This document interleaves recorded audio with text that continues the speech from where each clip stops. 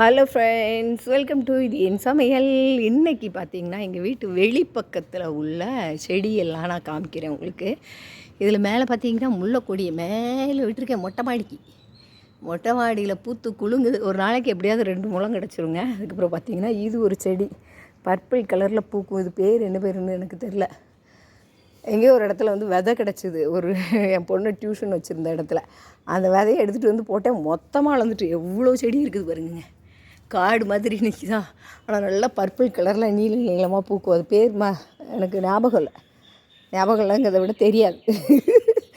அதனால் வந்து நான் உங்களுக்கு அது பேர்லாம் நான் பார்த்துட்டு சொல்கிறேன். அப்புறம் இதில் வந்து நந்தியாவட்டம் இருக்குது பாருங்கள். நந்தியாவட்டம் அப்பப்போ வரும். அப்புறம் இந்த கேட்டர்பில்லர் எல்லாத்தையும் சாப்பிட்ரும். அப்புறம் தளிர் விடும். அதுக்கப்புறம் பூ பூக்கும். அப்புறம் இதில் வருங்க பாருங்கள். இது இந்த கட்டி கிரேந்திம்பாங்கள்ல, அது வந்து பாருங்கள். அந்த டிசைனே வந்து இப்படி இந்த பொட்டெல்லாம் மடித்து வச்ச மாதிரி இருக்கும்.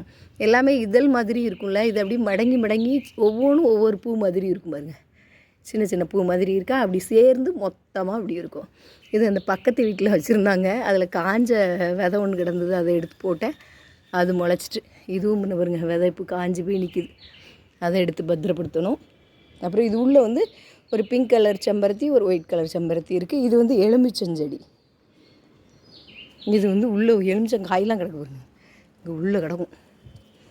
ஆல்ரெடி நான் இதெல்லாம் வீடியோ உங்களுக்கு போட்டிருப்பேன். என்ன இருக்குது பாருங்கள், எலுமிச்சங்காய் கிடக்கா.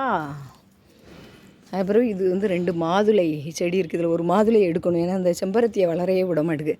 இது ஒரு மாதுளை இப்போ தான் பூ பூத்துக்கிட்டு வருது. அப்புறம் இன்னொரு பூச்செடி எதுனா, இது வந்து ஒரு பர்பிள் கலரில் உள்ள டிசம்பர் இனிமேல் தான் பூ பூக்கும். அப்புறம் இந்த செம்பருத்தி ஒன்று டெய்லி நிறைய பூத்துரும். இதையும் அப்படியே பறித்து சாமிக்கு வச்சுருவேன் நான். அழகாக இருக்கும். இந்த மிளகா பழம் மாதிரி இருக்கும் கலர். ரொம்ப அழகாக இருக்கும் பூ. ஆனால் இது ஹைப்ரிடு தான், நாட்டு செம்பருத்தி இல்லை. பாருங்க, பூவே அவ்வளோ அருமையாக இருக்கும்.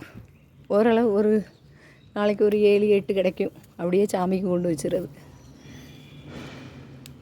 அழகாக இருக்கும். அந்த பூ பார்க்கவே ரொம்ப அழகாக இருக்கும். அப்புறம் நம்ம மருதாணி, இதான் அந்த மருதாணி நல்லா வளர்ந்துட்டு பாருங்கள். கொஞ்சம் இடையில வெட்டி விட்டேன். நல்லா பெருசாக வளர்ந்து நல்லா தளிர்த்து அழகாக நிற்கிது. அதுக்கப்புறம் இன்னொரு செடி அங்கே கொடி பாருங்கள், ஃபுல்லு மாடிக்கு போகுது பாருங்கள். கயிறு மேலே இருந்து இறக்கியிருக்கோம். இதில் வந்து வெற்றிலை வச்சுருக்கேன். இந்த வெற்றிலை இப்போ தான் அந்த வெற்றிலை வந்து நல்லா தளிர் வருது. இப்போ தான் அது கொஞ்சம் குரோத்தாகி வருது. இன்னும் மேலே மொட்டை மாடிக்கு விட்டுருவேன்.